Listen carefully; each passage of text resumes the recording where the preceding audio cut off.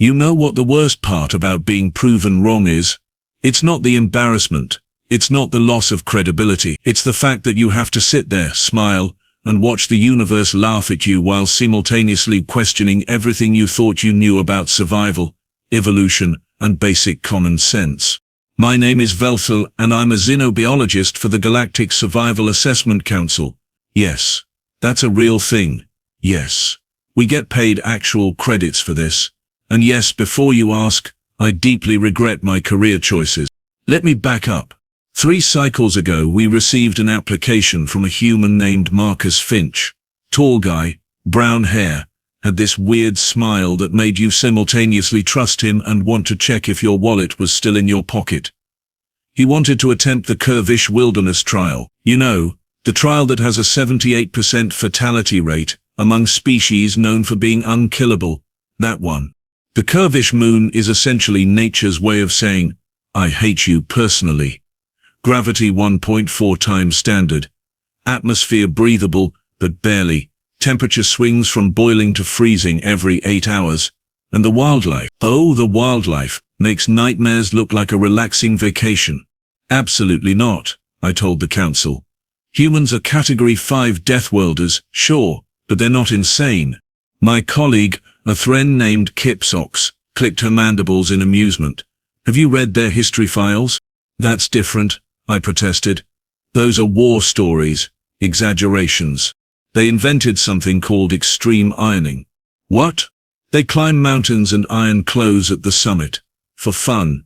I stared at her. That's not real. She showed me the documentation. It was, in fact, horrifyingly real. Still, I voted against approving Marcus Finch's application. I was outvoted 6-1. Apparently everyone else wanted to see what would happen. Scientists, I've learned, are just children with bigger toys and less supervision.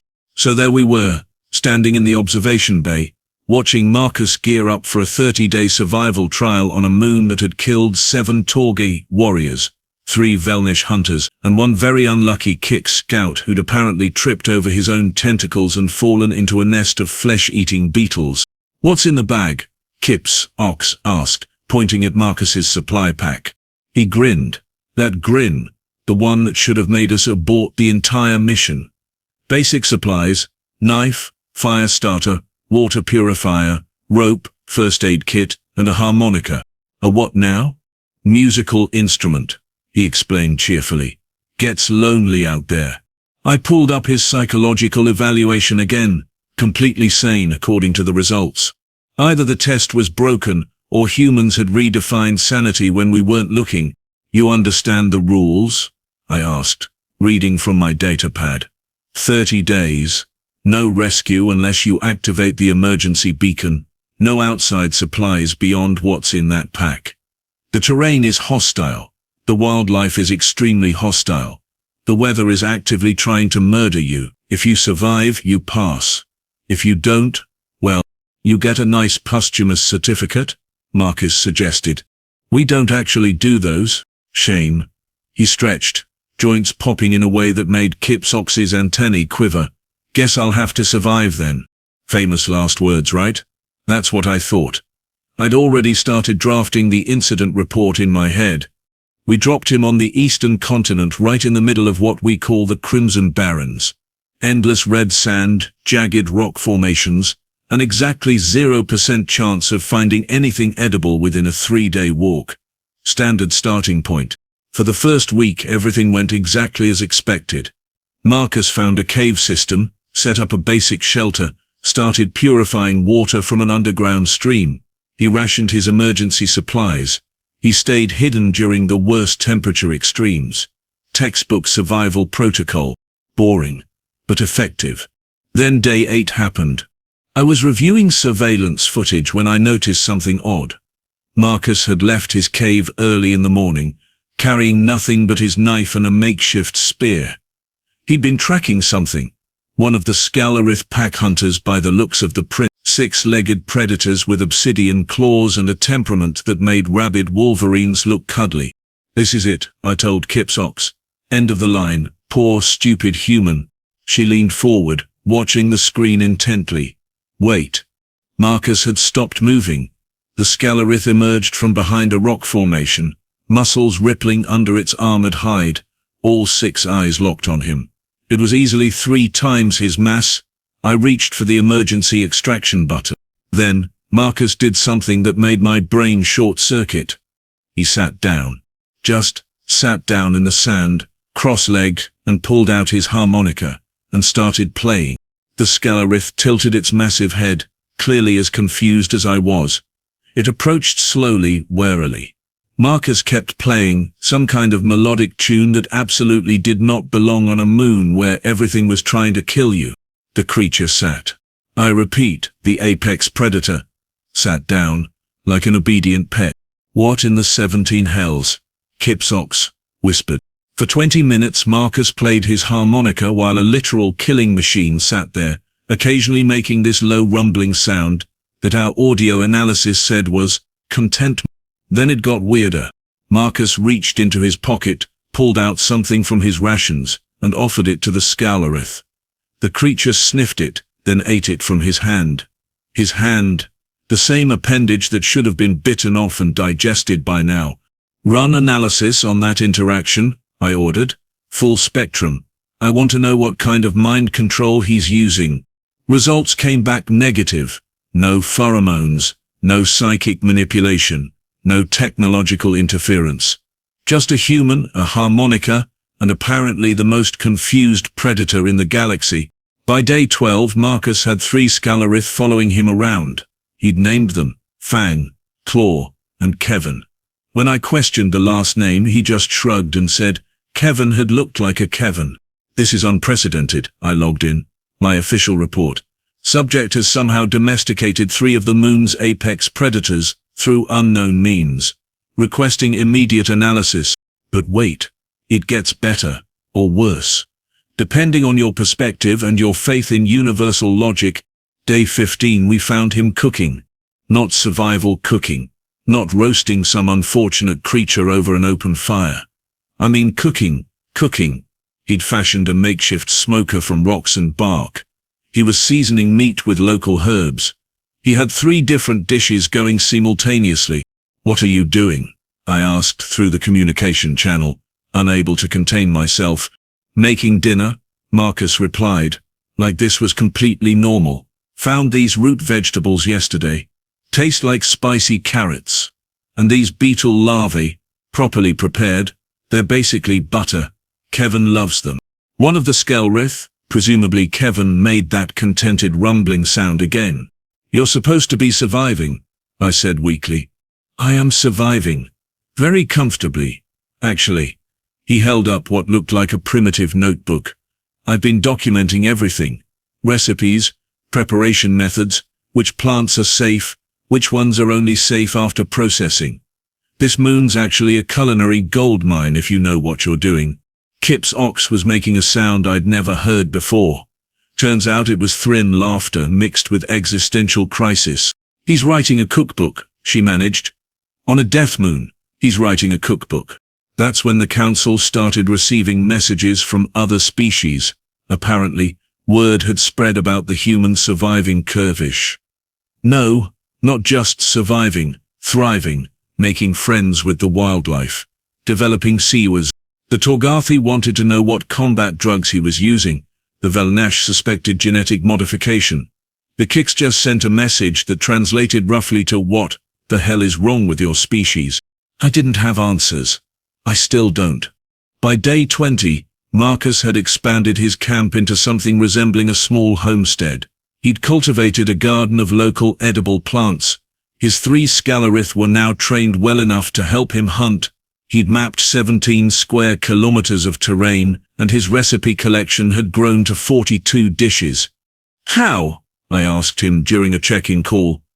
How is any of this possible? Marcus looked genuinely confused by the question. What do you mean? It's just adaptation. You assess your environment, identify resources, minimize threats, establish routines, basic wilderness survival. You've domesticated predators? Well, yeah. They're social animals, pack dynamics. Show them you're not a threat, share your food, give them positive reinforcement. Fang actually brings me gifts now, mostly dead things, but it's the thought that counts. I closed my eyes and counted to 10 in 3 different languages. The cooking? Kipsox asked. Food is survival, Marcus said simply. But it's also morale.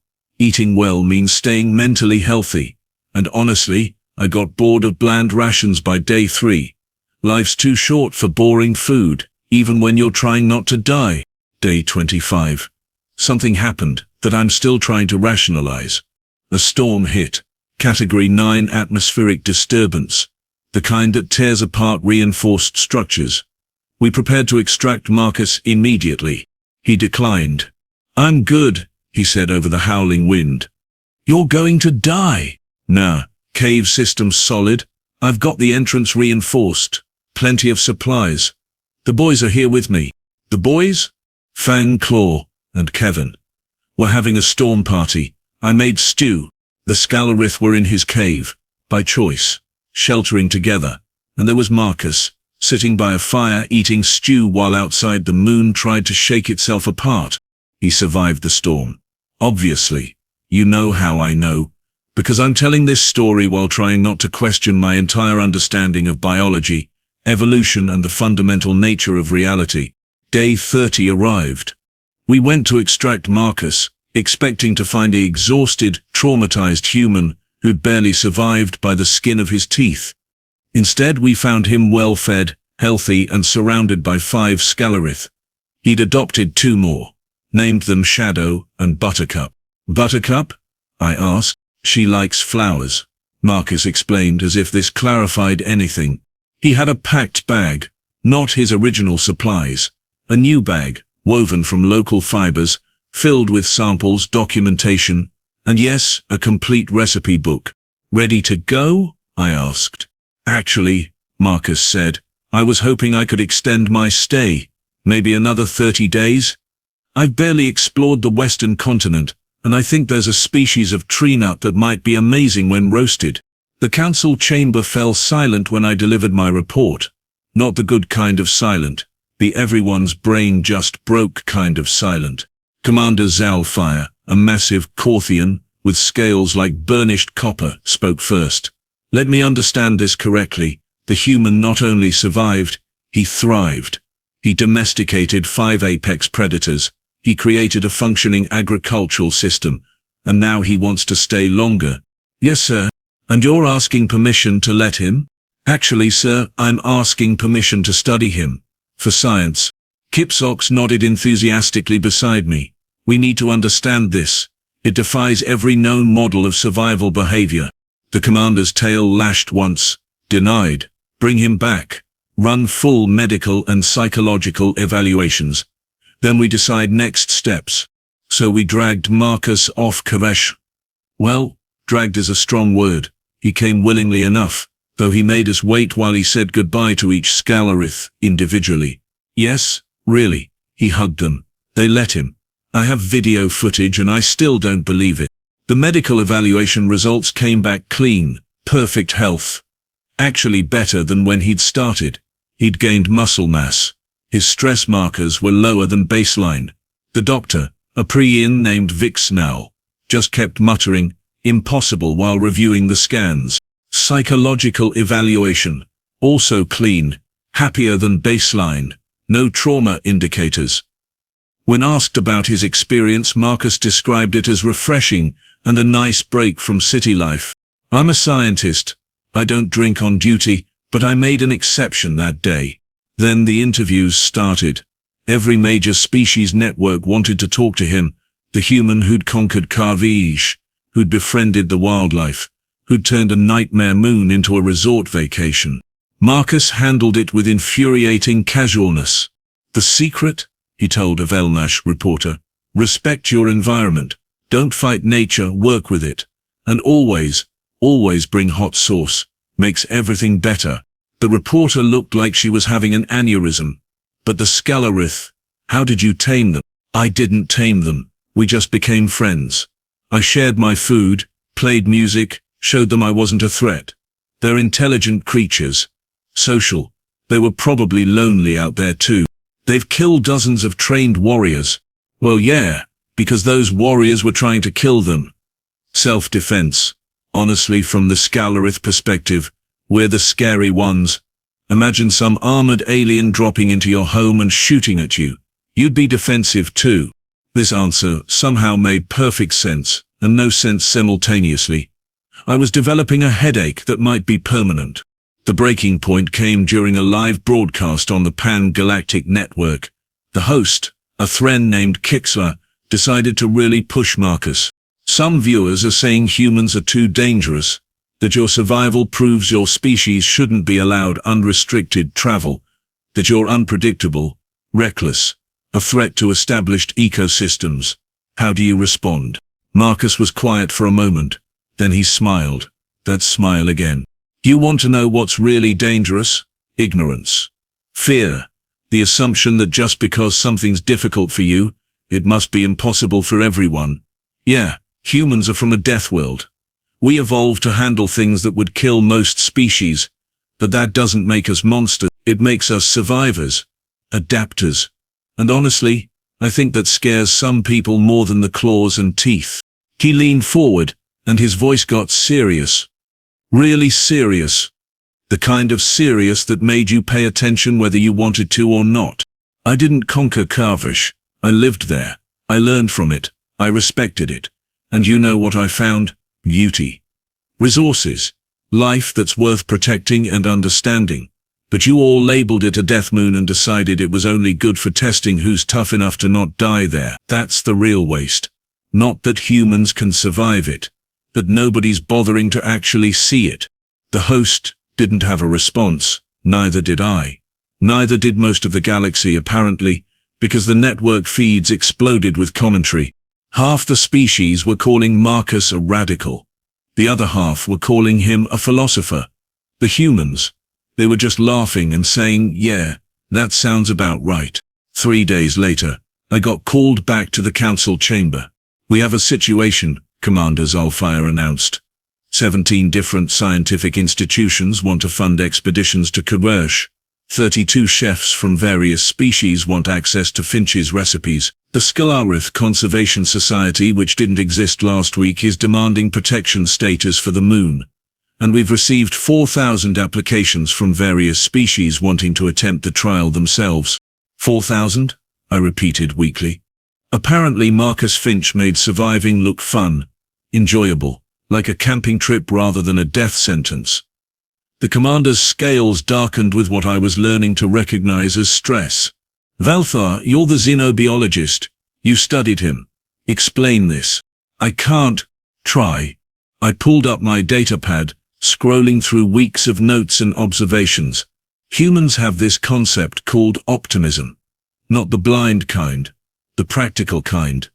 They look at a problem, and instead of seeing all the ways it can kill them, they see all the ways they might solve it. Marcus didn't view Kur'vesh as an enemy. He viewed it as a puzzle, a challenge, an opportunity.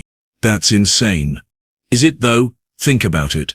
Every species here evolved on relatively stable worlds, predictable climates, reasonable predators. We developed technology to overcome challenges. Humans? They had to overcome challenges just to survive childhood. Their planet throws hurricanes, earthquakes, volcanoes and blizzards at them regularly. Their wildlife includes creatures that can kill them in hundreds of creative ways. They're literally surrounded by things that want them dead, and they responded by making pets out of some of them and turning others into food. Kip's ops clicked her mandibles. You're saying we're soft. I'm saying we're specialized. Humans are generalists. Adaptation is their baseline. What we call extreme they call Tuesday. The commander considered this. So what do? We change the trial, I said. The words came out before I'd fully thought them through. But once they were out, I committed. Stop treating Kur'vesh like a gauntlet. Start treating it like what Marcus proved it could be. A learning opportunity. A place to understand adaptation and coexistence. Partner with him. Let him guide expeditions. Teach others what he learned. You want to turn a death moon into a school? I want to turn a death moon into what it should have been all along. A nature preserve. A research station. A proof that survival isn't about being the strongest or the toughest. It's about being smart enough to adapt. The vote was unanimous. Even I was surprised. 2 months later, I found myself back on Kur'vesh. But this time I wasn't alone in the observation bay. I was on the ground. In a reinforced habitat, sure, but still, on the ground. Marcus was leading a group of 12 volunteers from 6 different species through basic survival protocols, teaching them to identify edible plants, showing them how to read animal behavior, demonstrating fire-starting techniques, and yes, teaching them to cook. The key to this root vegetable, he explained, holding up something that looked mildly poisonous, is roasting it slowly. Burns off the toxins, concentrates the sugars, ends up tasting like sweet potato meets butterscotch. Trust me. A Velnash scientist named Thornix tentatively tried a piece. Her eyes widened. This is actually good, right? Wait until you try the beetle larvae butter. The what? I watched this exchange from a safe distance, making notes. Real scientific notes this time, not just confused screaming in text form. Fang wandered over. The Skal'rith recognized me from the surveillance feeds apparently, because it made that rumbling content sound and bumped its massive head against my leg. Like a cat. A 6-legged armored cat that could disembowel me without trying. I very carefully, very slowly, reached out and touched its head. It leaned into the contact. They like you, Marcus called over. Fang's a good judge of character. I'm terrified. That's healthy. Respect and fear are cousins. You'll be fine. Somehow I believed him. That was perhaps the most disturbing part. Over the next weeks I watched something remarkable happen.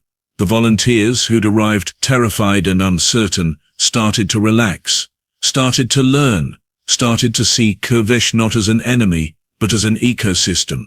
Complex, dangerous, yes, but also beautiful, functional, worth preserving.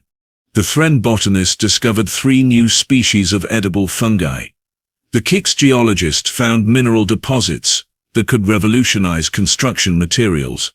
The Torgathi warrior, who'd arrived determined to prove his strength, ended up spending 6 hours sitting quietly with Kevin, learning patience.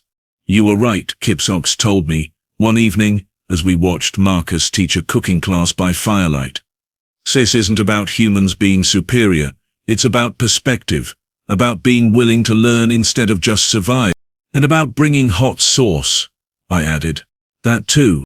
Marcus's recipe book, by the way, became a Galactic bestseller. 50 million copies sold in the first month. The proceeds funded the Kur'vesh Conservation Initiative, which now protects 17 endangered species on the moon. The Skal'rith population is thriving. Turns out when you stop hunting them and start respecting their territory, they're actually quite peaceful. Marcus visits them regularly. They remember him. Scientists are studying their social structures, their intelligence, their potential for communication, all because one human looked at a death moon and said, I bet I could make this work. As for me, I'm now the director of the Adaptive Survival Research Institute.